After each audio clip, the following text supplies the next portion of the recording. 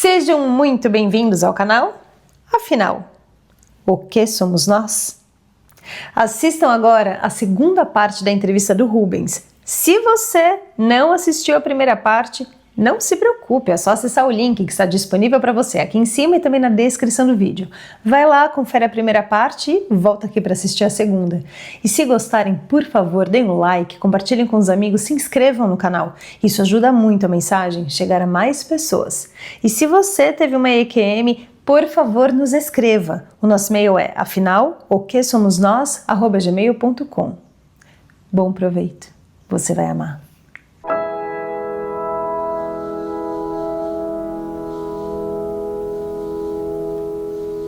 Rubens, eu sei que depois da EQM, nesse período que passou entre você ter a sua experiência e hoje, você se lembrou de duas experiências que você já me contou e eu pensei, uau, isso precisa ser compartilhado também. Por favor, a palavra está com você.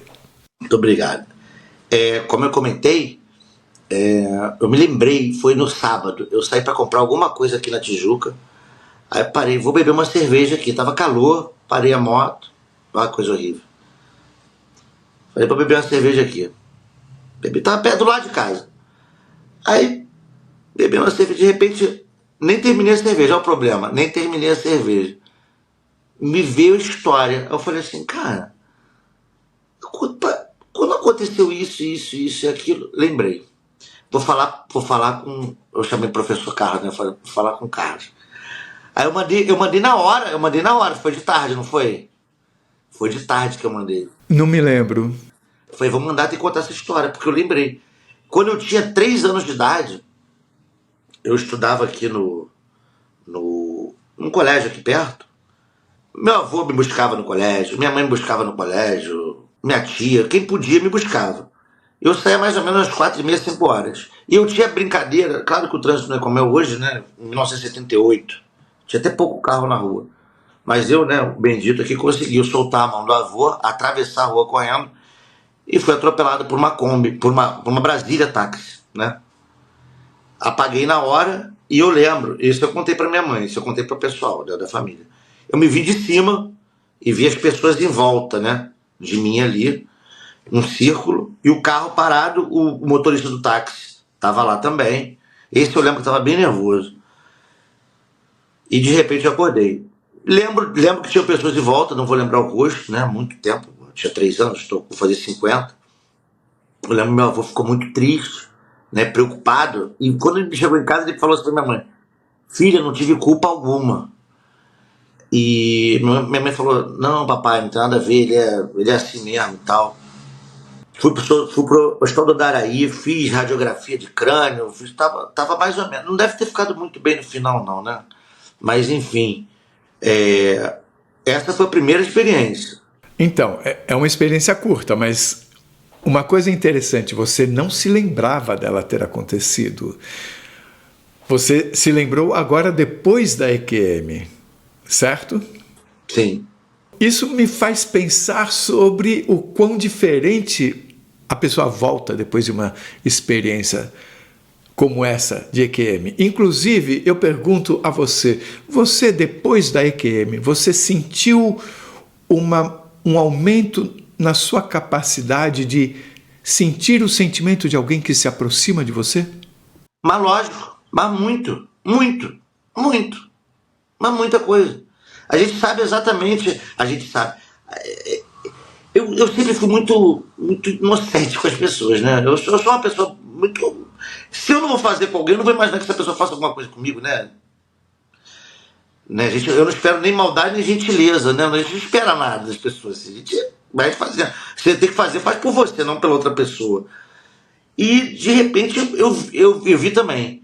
Eu vi pessoas que, assim... Não falei nada com ninguém, lógico, não precisa. Mas eu vi pessoas, assim, que eu pensava que eram determinada coisa comigo e vi que não era assim. Ou então a pessoa chegar, né, com uma intenção diferente da que você está esperando, do que ela mesma está verbalizando. Você consegue perceber. E assim como tem uma pessoa que chega perto de você que ela não está nem sorrindo nem nada, e você, de repente você vê que ela vai fazer uma gentileza, vai ser legal contigo. Eu já tive experiências dessas, assim, de acontecer comigo, eu não percebi, agora eu consigo perceber. Tá na situação de rua, de repente, a pessoa ser gentil contigo. Você ficou surpreso com essa sua mudança na capacidade de perceber isso? Eu fiquei surpreso, mas eu vou te falar, eu fiquei um pouco triste. Eu preferia não perceber. Porque é muito ruim quando você gosta das pessoas, você gosta de uma pessoa e você vê que ela não gosta de você do jeito que você gosta dela, né? Pra ser assim, fazer um eufemismo, né? Aí eu pergunto o seguinte, quando as pessoas têm uma experiência de quase morte, e é interessante o seu caso porque isso não aconteceu, você não foi falar com pessoas, ninguém te recebeu lá onde você estava, você foi e ficou ali naquele consciente, no meio daquele nada, e voltou. Ok, depois se viu fora da ambulância, mas não falou com ninguém. Se viu com pessoas por perto, mas não falou com ninguém, pelo menos na sua lembrança. Mas eu já reparei que quase 100% das pessoas relatam que voltam com aumento na capacidade de perceber o sentimento das outras pessoas, conforme você acabou de dizer. Aí eu fiquei pensando, bem, onde as pessoas foram durante a experiência de quase morte é um local onde você não tem corpo físico, então você, se vai se comunicar com alguém, é através do pensamento, pela cabeça. Não tem como esconder. Então, eu fico pensando, será que quando a pessoa volta, é como se ela voltasse com uma lembrança dessa capacidade que ela tinha lá? É como se você, opa, é assim que se faz. Então, quando você volta para cá, é como se você ainda soubesse fazer isso, soubesse ler o sentimento dos outros, soubesse se comunicar por sentimento. Tem alguma lógica para você isso? Tem total lógica. Eu faria um adendo. Eu acho que a gente não volta de lá sabendo disso. A gente sabe disso, só que a gente não acredita porque a gente acha que não é possível e só acha que é possível quando vê que acontece. Igual aconteceu. É interessante isso que você fala, porque a Érica Guarnieri, que eu entrevistei, foi a segunda entrevista do canal. Quando eu perguntei para ela sobre essas habilidades que pareciam ter sido somadas à personalidade dela quando ela voltou, ela falou assim, Carlos, não é uma coisa nova, é como se aquilo sempre tivesse estado ali, eu é que não olhava para lá. Exatamente. É exatamente isso que você falou agora. E aí vamos para a segunda experiência. Então, aí já estava mais velho um pouquinho, né? Mas não muito. Eu estava com 12 anos, estava brincando lá, nessa época eu morava numa vila no Meia, né? Na verdade em Todos os Santos. Aí tinha uma ladeira, tem uma ladeira enorme lá. E, né, eu fui criado ali, na parte da minha infância. Eu gostava de brincar, estava brincando de bicicleta, uma coisa muito saudável para o jovem, deixando de lado o fato que ela não tinha freio. Numa ladeira. Uma criança de 12 anos, um menino de 12 anos, da década de 80. Olha isso. Tomei uma fechada do coleguinha. Na minha tentativa de não descer a ladeira, eu rumei para a calçada, que não foi uma boa escolha. Porque eu desci a ladeira de qualquer jeito, só que eu desci pela calçada, onde tinham as rampas de carro, que formam degraus enormes, né, de 50, 60 centímetros de altura. Pulei um, pulei dois, gritando, era uma bicicleta... Caloi na época, do amigo, não era minha bicicleta, era uma bicicleta verde, lembrei, verde. Descendo por ali e comecei a gritar. Em determinado momento eu comecei a gritar porque eu tinha certeza que eu ia morrer também, não como eu tive agora, né, da última vez. Mas eu falei assim, eu vou me arrebentar todo, vou me arrebentar. Comecei 12 anos gritando. Antes do último degrau, eu fui puxado, eu fui tirado da bicicleta. Fisicamente. Você bateu alguma coisa. A bicicleta ela seguiu até o final da rua. Quem conheceu Meia pode procurar saber. Rua Augusto Nunes, com Traverso Zé Bonifácio. Exatamente ali. A bicicleta atravessou a rua e amassou o quadro no muro. Se eu iria morrer lá, eu não sei. Eu só sei que eu fui tirado dali. Não existe outra explicação. Nem a física clássica newtoniana explica isso. Não tem como. Vai contra a física. Quando você fala que você foi tirado, eu pergunto, você sentiu alguém pegando você? Senti. Eu lembro, não lembro agora da sensação, mas eu lembro que eu relatei para minha mãe. Eu fui puxado da bicicleta. Eu fui tirado da bicicleta. Falaram que foi o anjo da guarda, né? Tudo bem, como é que você sente que você foi tirado? Assim, te pegaram pelos braços, te pegaram pelas costas? Ah, lembrando, não, por aqui, ó. Por aqui, ó. Por aqui, ó. Por aqui. Pelo aqui. Pelo flanco aqui. Pelo aqui, ó. Por aqui. Então, eu queria relatar para você uma coisa que eu já contei no canal, então, pessoal, me perdoe de eu contar de novo. Tem um conhecido meu, né, eu tentei convencer de todo jeito para ele dar entrevista, ele não quis.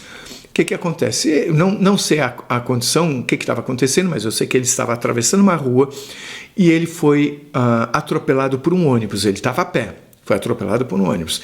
Ele me disse que ele, pouco antes do choque, ele sentiu que duas pessoas, uma pegou em cada braço dele e tirou ele do corpo, né? Ele viu o corpo sofrer a batida, ele não sentiu nada, o corpo girou, né?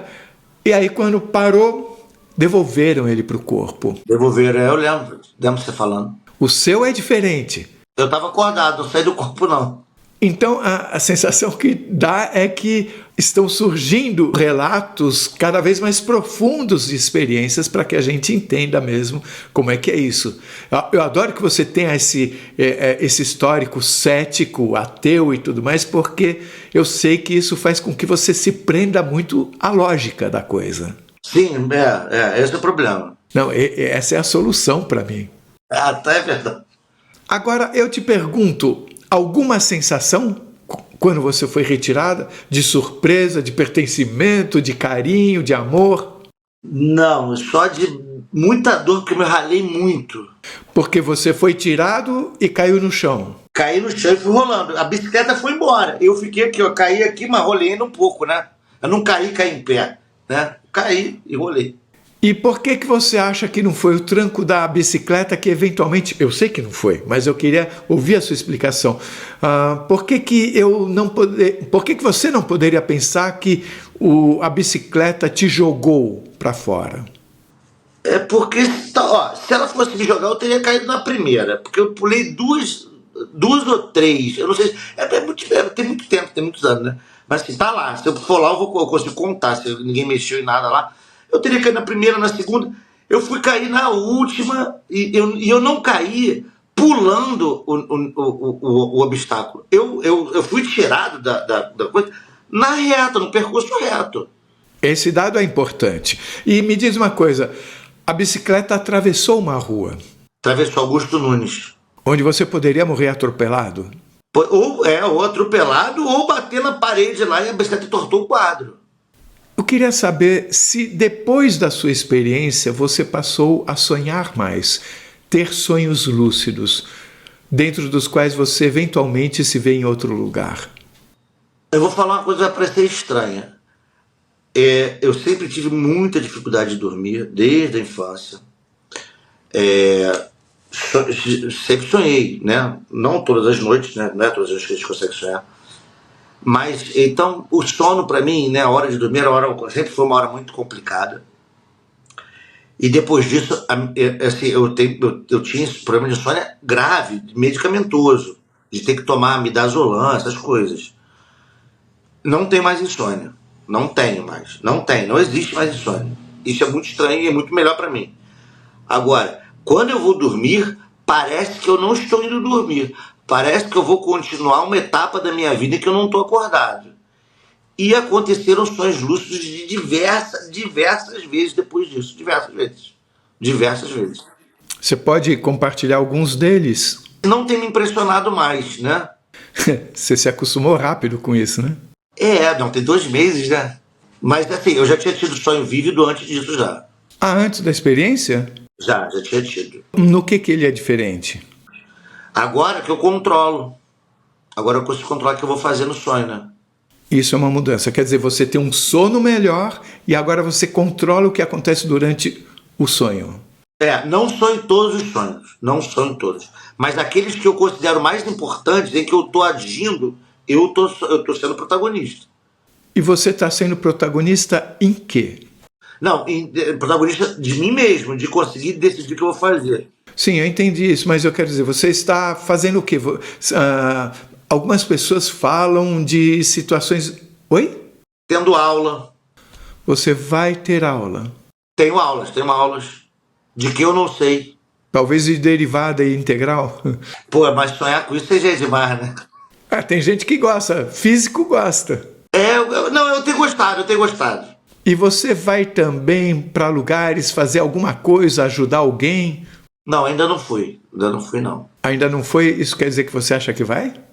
Eu acho que de alguma maneira eu vou ter que ajudar, não digo alguém, mas talvez algumas pessoas, e não só de maneira etérea, mas eu acho que aqui também. Você, em algum dos sonhos, você saiu do planeta Terra? Nesse que eu contei, que eu parecia que eu olhava ali no filme Quero Ser John Malkovich, não era uma visão ampla, era uma visão como se eu estivesse com a máscara de mergulho. Eu lembrei desse filme por isso. Parece que eu coloco o olho ali e fico vendo, passando. Ali eu sou espectador, eu não consigo direcionar nada. Você viu outras pessoas que parecessem não ser daqui? Não vi pessoas, não vi astros, não vi cometas, só vi pontos luminosos de estrelas. Você falou na primeira parte que você percebeu que não existia céu e inferno, como as pessoas falam, de ou 0 ou 100, ou sim ou não. O que existe? Qual foi o seu aprendizado com relação a isso? Assim, o que eu aprendi é que nós fazemos parte de uma grande consciência, a gente é parte delas. Quando você tem uma supressão do ego, como acontece, né? Você está morrendo. Você vai se envaidecer de quê? Eu já não sou uma pessoa vaidosa, né? Não me considero, pelo menos. Mas se você vai morrer, você não vai levar roupa, você não vai levar pertence, você não vai levar nada. Você vai se envaidecer de quê? Então já acaba ali. Se você não está autocentrado, você vai procurar identidade em outro lugar. E foi nesse lugar que eu encontrei minha identidade. Parece que ali eu fazia parte realmente. Né? Como se eu estivesse junto de um todo. Como eu consigo, não com tanta assim. Agora eu sei, e se eu tentar me conectar, eu consigo. Mas como eu senti lá, não dá para sentir. Não dá. A percepção do tempo, na sua experiência, você consegue dizer que era diferente do que o tempo daqui? Olha, levando em consideração que quando eu passei por isso eu estava acordado, né? Fiquei apagado por pouco tempo. Na verdade, ninguém sabe quanto tempo eu fiquei apagado, mas eu digo seguramente que eu consegui ficar acordado aí, sem ar, para mais de 3 minutos, quase chegando a 4. Na minha hipótese foi muito severa. Eu não tinha noção de tempo. Não tinha noção de tempo algum. Tanto que se eu parasse para pensar, eu não iria agir, eu ia congelar, porque se eu tivesse noção de tempo, eu não agiria, porque eu ia ter certeza que não ia dar tempo. Hoje em dia se fala muito em transição planetária e todos os desafios que enfrentamos no planeta. De alguma forma, você consegue relacionar a sua experiência a esse momento que nós estamos vivendo? Ou essa experiência te deu uma nova compreensão sobre esse momento que estamos vivendo? Eu pensei muito sobre isso, sabia? É porque eu não consigo...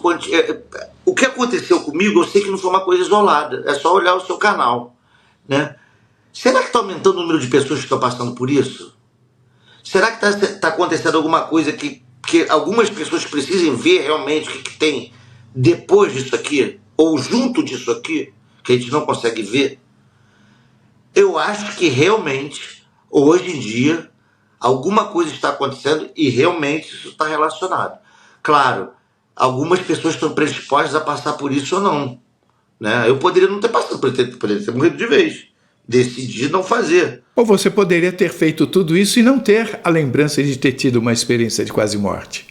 Pois é, eu só fui pensar, na verdade eu fui pensar esse negócio de quase morte por causa da hiperconsciência, que eu falei, isso não tá normal. Então, aí eu comecei a ver que tinha a ver com a EQM. Aí eu fui ver as entrevistas e falei, é isso. Agora, o que está acontecendo? A gente está chegando no momento que está se formando uma massa crítica de coisas que precisam ser resolvidas aqui. Isso acho que não precisa nem ter muita sensibilidade para ver. Eu posso dizer que, sendo cético como você, ou seja, me baseando na estatística, eu posso garantir a você que, estatisticamente, as informações têm crescido nas entrevistas do canal. É como se, não sei porquê, mas estão vindo informações mais densas, mais profundas. Para mim faz todo sentido. Para mim faz todo sentido. Né? Porque eu já estava incomodado com essas histórias todas antes. Como a gente conversou antes de fazer entrevista, eu já estava incomodado com as coisas que estão acontecendo. Né? De justiça, muita coisa errada. E assim, quando você vê que as pessoas estão brigando por um poder temporal, por um momento, por dinheiro, por coisas dessa magnitude, que não tem importância do outro lado. Pessoa morrer de fome, pô, em 2025, sabe? Tem uma coisa muito errada. Você contou essa sua história para outras pessoas, além da Kelly, que já sabe? Sim, eu contei. Depois de conversar com você, eu contei.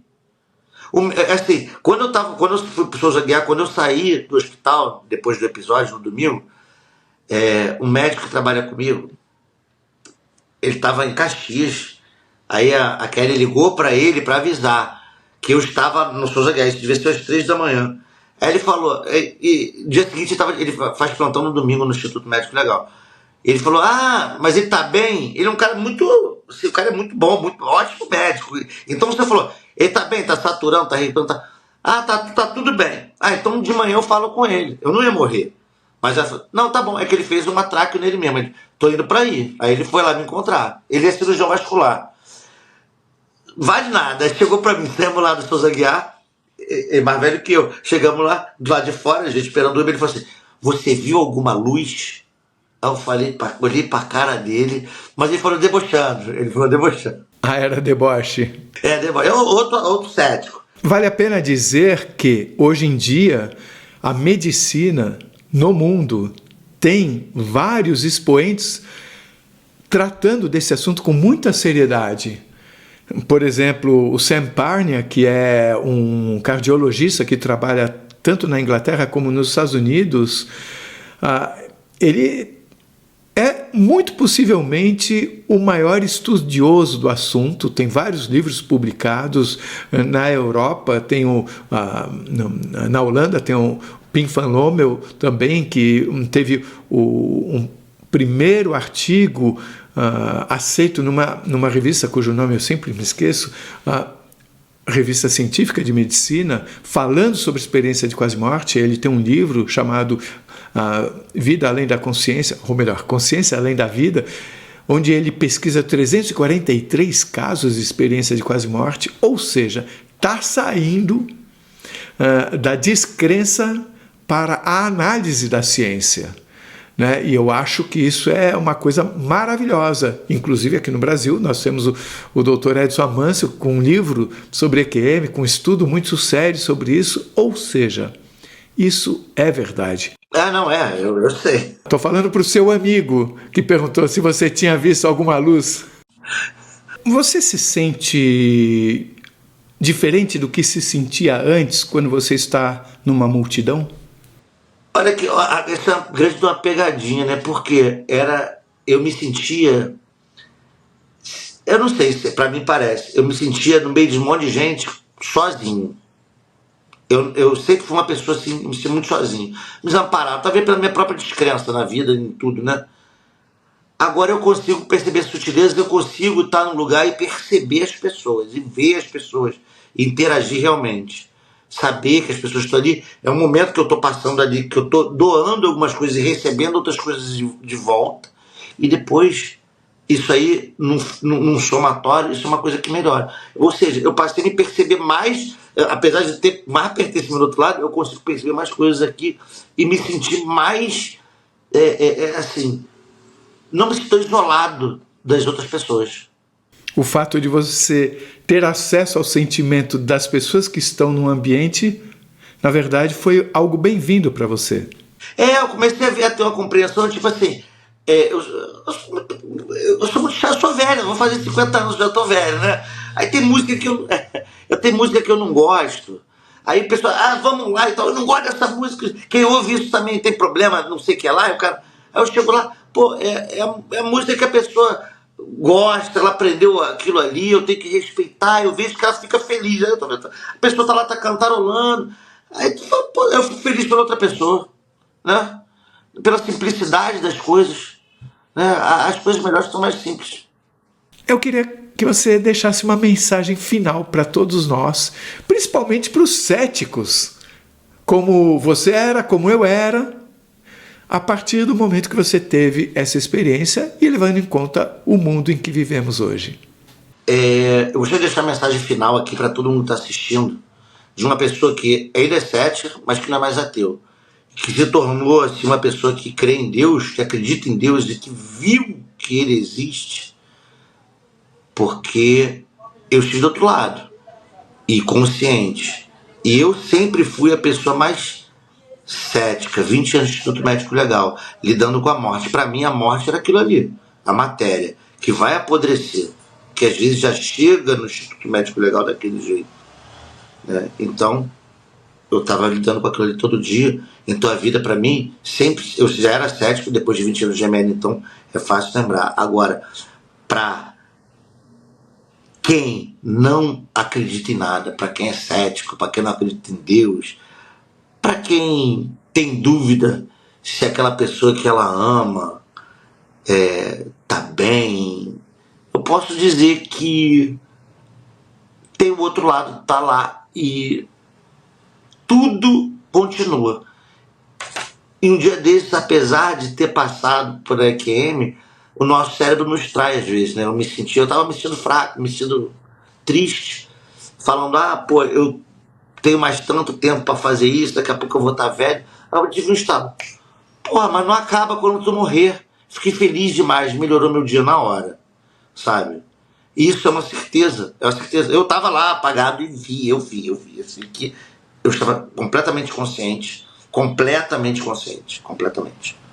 tá? E assim, eu consegui aprender coisas, ver coisas que eu aprendo até agora.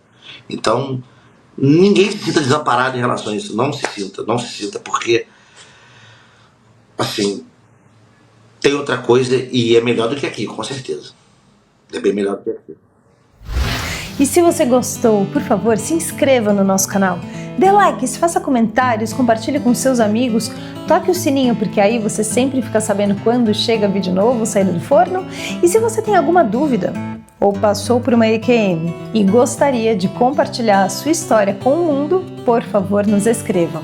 O nosso e-mail é afinal-o-que-somos-nós@gmail.com. Essa é uma nova fronteira do conhecimento humano. Vamos juntos atravessá-la?